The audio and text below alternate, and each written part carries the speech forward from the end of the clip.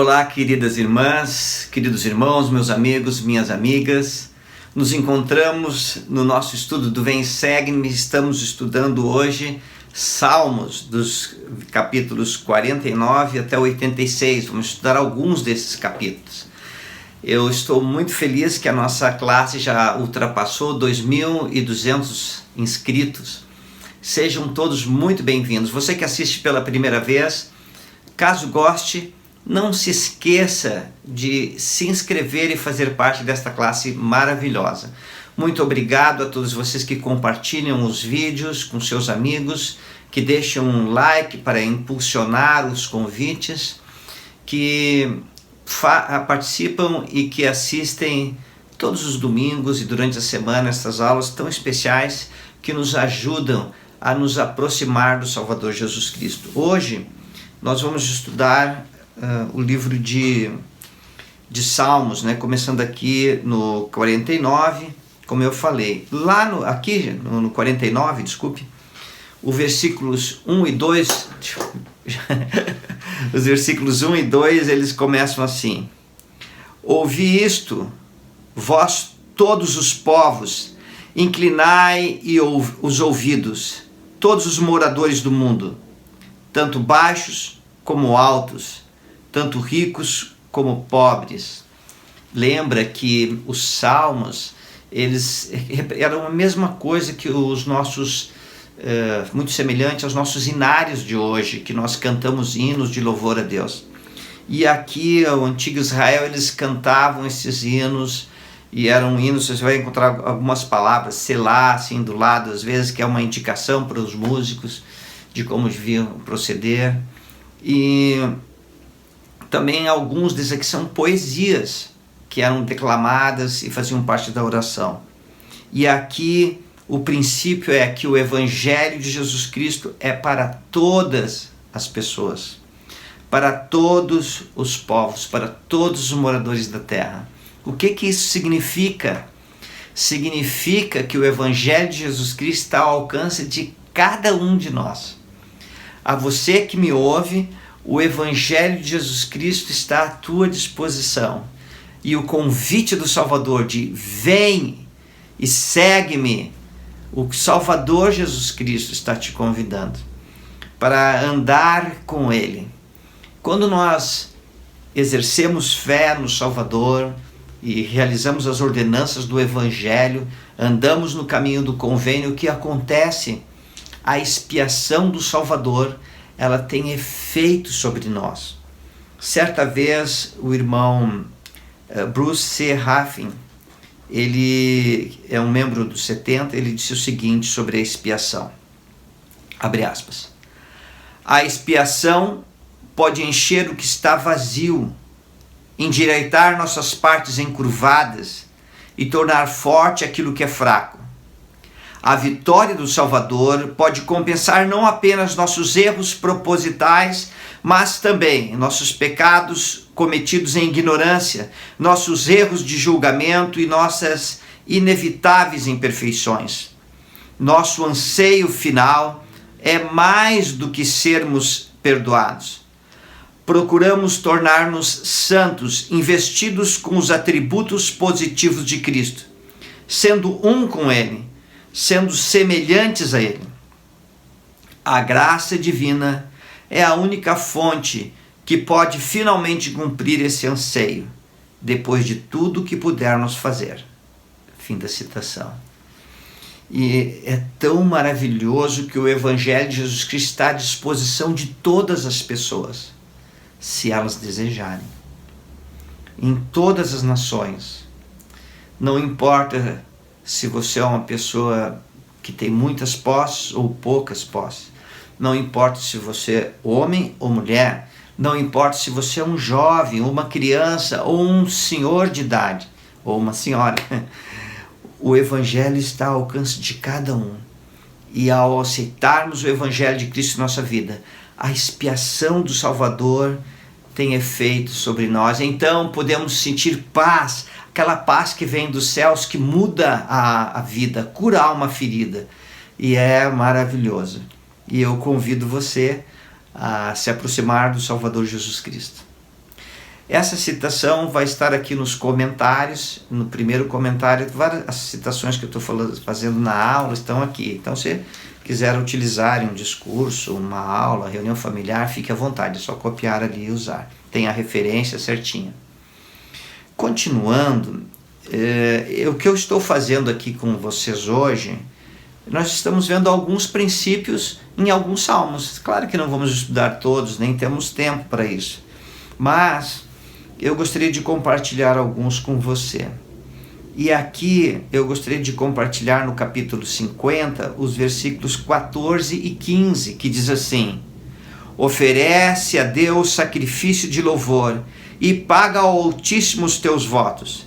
Invoca-me no dia da angústia, eu te livrarei, tu me glorificarás. E o Senhor, então, aqui nesses salmos maravilhosos, o que ele está ensinando? Que nós devemos ofertar em louvor sacrifícios ao Senhor. Ora, querida irmã, querido irmão, que sacrifício o Senhor tem pedido? No livro de Mórmon, aqui em Omni, e se você não é membro de A Igreja de Jesus Cristo dos Santos Últimos Dias, está assistindo comigo aqui esta aula, eu gostaria de falar sobre o livro de Mórmon, que é um testemunho do Salvador Jesus Cristo. Lembra que o Salvador disse: ainda tem outras ovelhas que não são deste aprisco, também me convém agregar estas, né, cuidar destas. A Bíblia é a história dos povos que viveram ali no Oriente Médio, Palestina, aquela região toda ali.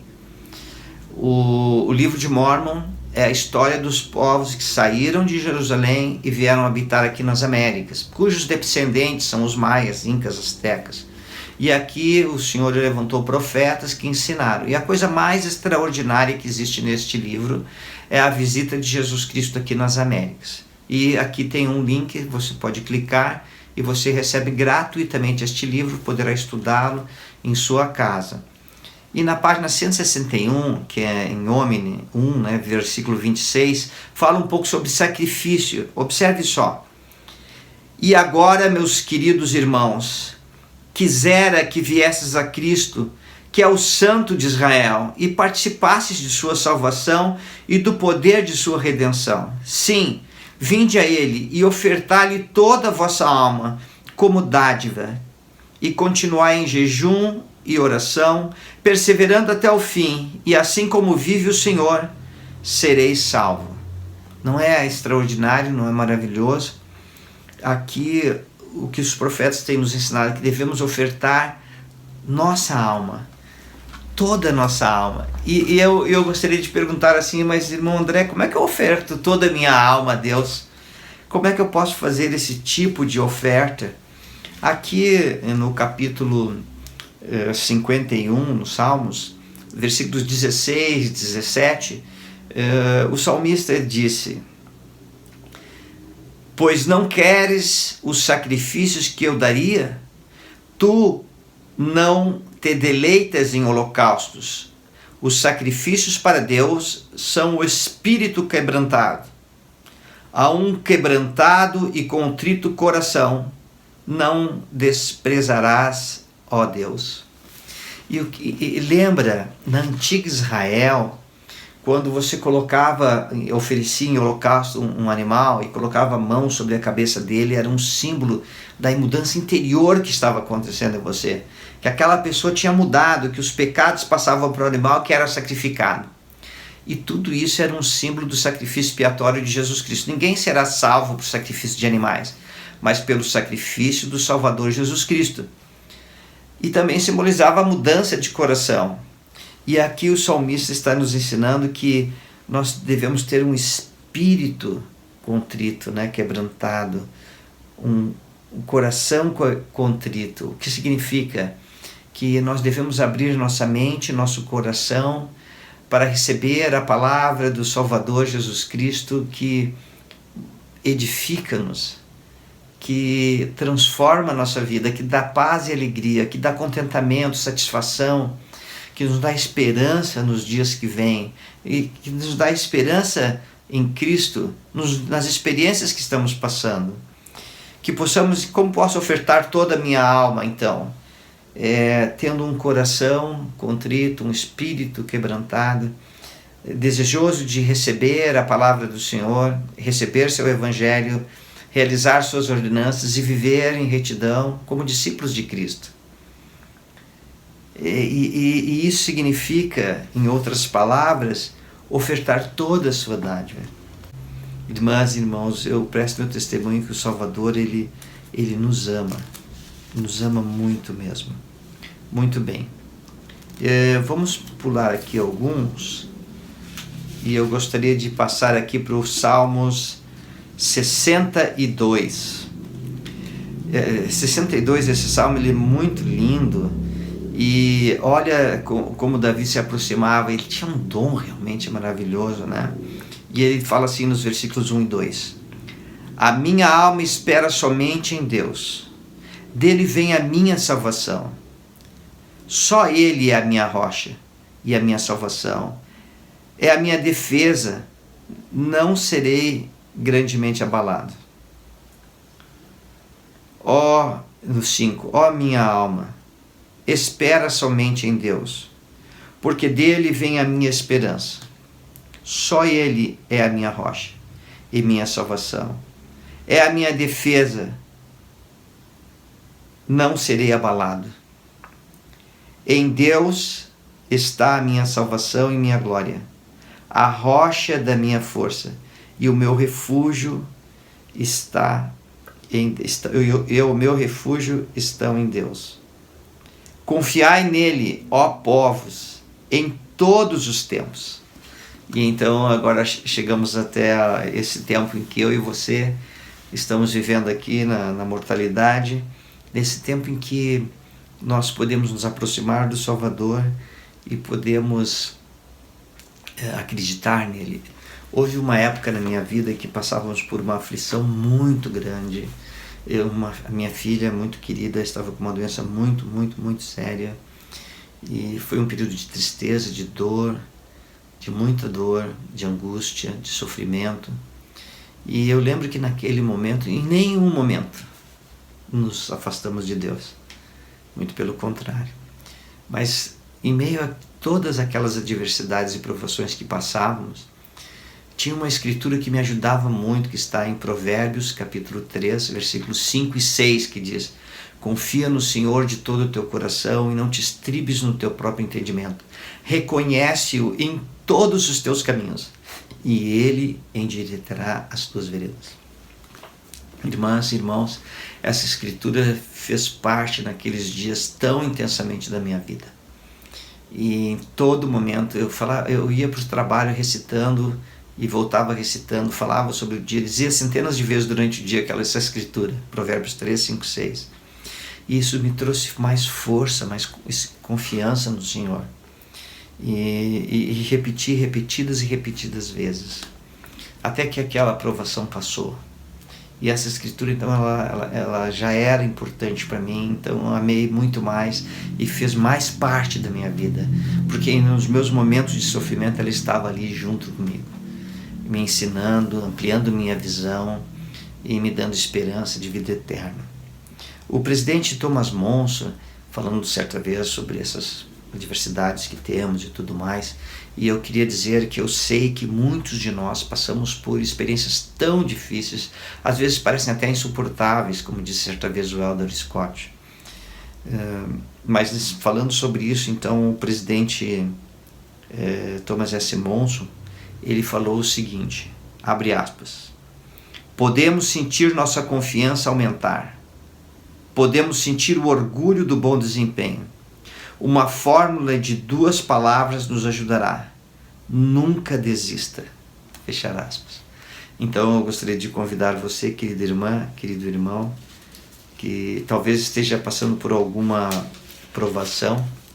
Lembra, com o Senhor ao nosso lado podemos tudo.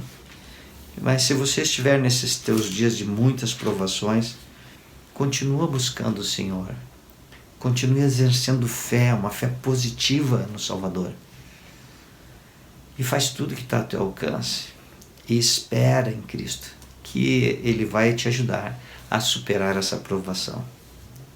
Aqui em Salmos 69, no versículo 9, diz algo assim que enche minha alma de alegria, que diz assim: pois o zelo da tua casa me consumiu, e as afrontas dos que te afrontam caíram sobre mim. Lembra do Salvador, quando no seu ministério terreno, dele foi falado do zelo de sua casa, da casa de seu pai, né? E ele foi lá e expulsou os cambistas e tudo mais do templo. Quando eu fico lembrando do templo, eu lembro da primeira vez que eu fui no templo. Foi no dia 22 de setembro de 1979, quando eu e minha amada, querida esposa nos selamos para toda a eternidade. Éramos jovens naquela época, bem jovens, e foi uma experiência extraordinária, maravilhosa. Naquele dia, eu repetida, quase todo o tempo eu chorei, na verdade, mas eu pude realizar convênios com Deus e pude ser selada, minha esposa, um ao outro, para toda a eternidade, como uma família eterna, as bênçãos, maravilhosas bênçãos, as mesmas bênçãos de Abraão, Isaac e Jacó. E então, irmãs e irmãos, foi um dia maravilhoso. E no meu coração sempre tinha assim, eu não sabia que Deus me amava tanto. Eu não sabia que Deus me amava tanto. Eu não sabia que Deus me amava tanto. E foi extraordinário. Depois disso, nós voltamos muitas vezes no templo, muitas vezes. E continuamos indo no templo hoje. E hoje, passado já 45, não, quantos anos fazem? 43 anos já, né? Agora em setembro completo 43 anos de meu casamento. 43 anos passados, e eu continuo indo ao templo, e eu sinto tanta paz, tanta alegria. Às vezes, caminhando pelo templo, agora eu já não choro, mas chorei algumas vezes, na verdade. Mas normalmente eu sinto uma alegria, assim, que eu fico sorrindo, e é tão gostoso sentir a influência do Espírito Santo, é tão gostoso você sentir que está num lugar sagrado, que você pode orar ao Senhor, se aproximar mais dele. E o profeta de Deus, o presidente Nelson, tem convidado a todos nós para frequentarmos mais o templo. Irmãs, como é bom podermos ir ao templo, como é bom frequentar o templo. E claro que hoje eu estou aposentado, e talvez você que esteja me ouvindo ou more longe do templo, ou então está trabalhando, não pode ir tão frequente como desejava ou desejaria, né, ir ao templo, mas você pode ir ao templo. Esse é o princípio é frequente o templo.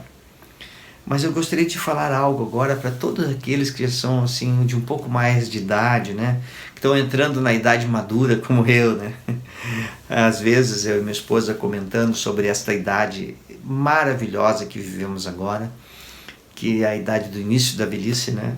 Estou com 63, estamos começando agora ainda, e temos um longo caminho, espero, pela frente.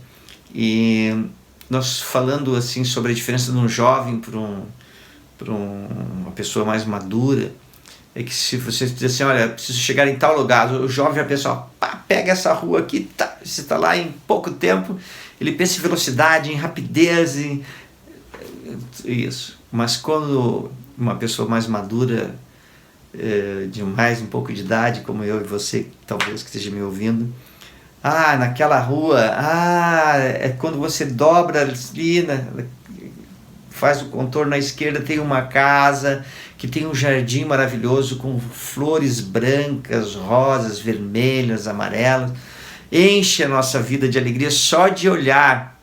Você percebe que nós estamos numa fase de contemplar mais, de apreciar mais.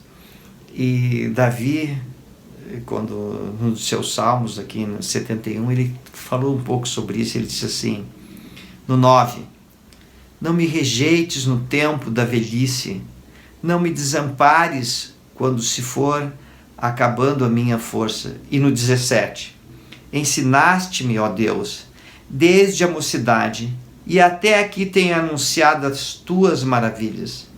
Agora também, quando estou velho e de cabelos brancos, não me desampares, ó Deus, até que tenha anunciado a tua força a esta geração e o teu poder a todos os vindouros. Não é maravilhoso? E o presidente Gordon B. Hinckley, certa vez, falando sobre as pessoas que têm um pouco mais de idade, né? Ainda somos jovens, tá? Se você tem nos 60, você tá jovem. 70, quando o irmão fala para mim que tem 70, eu digo, nossa, como você tá novo, vamos pro ano. Se é 80, nossa, tá um menino. Mas o presidente Gordon B. Hinckley falando sobre isso, né? Sobre esta idade maravilhosa que eu estou começando agora, ele disse o seguinte, abre aspas: a idade muda alguma coisa no homem. Parece que o torna mais atento às necessidades de ser generoso, bondoso, paciente. Ele anseia e ora para que os homens vivam unidos em paz, sem guerras nem disputas, sem contendas nem conflitos. Ele se torna cada vez mais atento ao significado da grande expiação do Redentor, da intensidade de seu sacrifício e da gratidão ao Filho de Deus, que deu sua vida para que pudéssemos viver. Fim da citação. Então, a idade tem mudado alguma coisa na tua vida? Tens ficado mais preocupado, mais atento, mais desejoso de conhecer o Salvador? É maravilhoso, não é? E eu fico tão feliz disso. De falar essas coisas e compartilhar contigo agora. Deixa eu ir um pouquinho mais adiante. Aqui achei. No capítulo 77, diz assim, nos versos 11 e 12: eu me lembrarei das obras do Senhor, certamente que eu me lembrarei das tuas maravilhas da antiguidade. No 12: meditarei também em todas as tuas obras e falarei dos teus feitos. Não é lindo? Falando de lembrar, ainda no 78 agora, no versículo 35. E se lembravam de que Deus era a sua rocha e o Deus Altíssimo o seu Redentor. E falando sobre lembrar, o presidente Spencer W. Kimball, certa vez falando sobre esse assunto, ele disse assim, abre aspas: se procurarem no dicionário qual é a palavra mais importante de todas, que palavra seria? Pode ser lembrar. Como todos nós fizemos convênio, nossa maior necessidade é lembrarmos deles. Fim da citação. Lembrar, irmãos, lembrar do Salvador Jesus Cristo, que é a fonte da vida, é a fonte da vida eterna. Lembrar do Salvador Jesus Cristo, que é a fonte da salvação, é o nosso Redentor, o nosso Salvador. Lembrar das experiências que nós temos de sentir que Deus vive. E Ele tem chamado a todos para que possam conhecer seu Evangelho, que possam se batizar, possam receber a ordenança do batismo, porque por alguém que tem autoridade, e fazer convênios com Deus. E continuar lembrando que fez convênios, que quer mudar a vida, e assim aí vai. E eu fico tão feliz de lembrar disso, tão feliz. Para encerrar, eu gostaria de falar no Salmos 85, no verso 11, que diz: a verdade brotará da terra e a justiça olhará desde os céus. Hoje eu tinha comentado com você, lá atrás, sobre o livro de Mórmon. Como você sabe, eu, irmão André Lima, eu sou membro da Igreja de Jesus Cristo dos Santos dos Últimos Dias. E como membros da igreja, nós acreditamos na Bíblia, acreditamos no Velho Testamento, acreditamos no Novo Testamento, estudamos, aplicamos seus ensinamentos em nossa vida. Também nós acreditamos que Deus vive, que Jesus Cristo vive, que Ele é o mesmo ontem, hoje e sempre. Acreditamos que o Salvador Jesus Cristo, quando esteve aqui no seu ministério terreno, ele chamou 12 apóstolos para dirigir a obra dele aqui. E ele deu poder a esses apóstolos. Acreditamos nisso. E nós acreditamos também que nos nossos dias o Salvador Jesus Cristo chamou novamente um profeta de Deus, que os céus foram abertos e que nós podemos ter a certeza de que existem profetas vivos sobre a terra novamente. Agora eu gostaria de fazer uma pergunta para você. Se você soubesse que existem hoje profetas na terra, como Pedro, como foi Moisés, Elias, Eliseu e tantos outros que nós estamos estudando, você não desejaria conhecer mais? Ao saber que tem profetas testificando que o Salvador Jesus Cristo vive, que ele morreu e ressuscitou e foi elevado aos céus, você não gostaria de saber mais? Pois bem, na primavera de 1820, um jovem de 14 anos chamado Joseph Smith foi a um bosque orar, e ao orar ele teve uma visão do Pai e do Filho. Nosso Pai Celestial Jesus Cristo se apresentaram a Joseph. E Joseph foi chamado para se tornar um profeta de Deus. E como parte do seu ministério, quando ele já tinha um pouco mais de idade, um anjo dos céus apareceu a ele. Esse anjo se chamava Moroni. Moroni, ele viveu aqui nas Américas, junto com o seu povo, viveu aqui, conheceu o Evangelho, amou o Salvador, viveu e morreu por este Evangelho. E agora, como um ser ressuscitado, ele aparece ao jovem Joseph e indica que existia um lugar onde tinha uma colina, no Monte Cumorah, e ali tinha um determinado local que tinha uma pedra, embaixo tinha uma caixa de metal e ali tinham registros históricos, registros sagrados. E Joseph foi orientado que ele no devido tempo deveria pegar aqueles registros e traduzir. Esses registros contam a história dos povos que viveram aqui nas Américas e que receberam a visita de Cristo. E Joseph traduziu esses registros pelo dom e poder de Deus. E nós chamamos isso de o Livro de Mórmon. Então, a Bíblia e o Livro de Mórmon juntos testificam que a salvação é obtida única, somente através de Jesus Cristo. Não existe salvação de outra forma. A salvação e vida eterna no reino de nosso Pai Celestial, ela é alcançada devido ao Salvador Jesus Cristo, que expiou por todos nós. E eu convido a todos vocês que possam ler o Livro de Mórmon.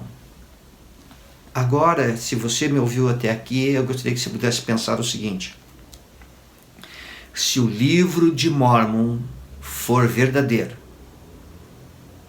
então a Igreja do Salvador está novamente sobre a terra com apóstolos e profetas. Convido você, tem um link aqui, você pode clicar ali, colocar seu endereço, será enviado um livro de Mórmon novinho para você sem nenhum custo.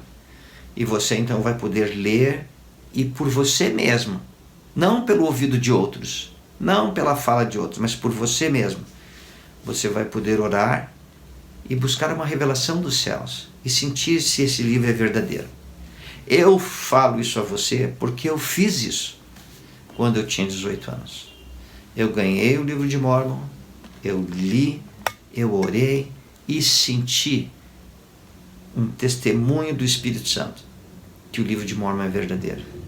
E então, meu testemunho, que vem através da Bíblia e do Livro de Mórmon, que Jesus Cristo é a fonte de toda salvação. E eu já estou pregando, né? Não, eu estou pregando. Mas eu fico tão feliz de compartilhar esses meus sentimentos com você e convido você realmente a ler o Livro de Mórmon. Se você já leu o Livro de Mórmon várias vezes, como eu, convido a ler novamente e orar novamente. Procurar olhar em cada página, praticamente fala sobre o Salvador Jesus Cristo. Procura ler novamente o livro de Mormon e descubra e redescubra as escrituras repetidas vezes na sua vida. E esta é a mensagem que eu tenho para compartilhar com vocês hoje, tá bom? E tchau, tenha uma ótima semana. Tchau, irmãos e irmãs. Boa semana.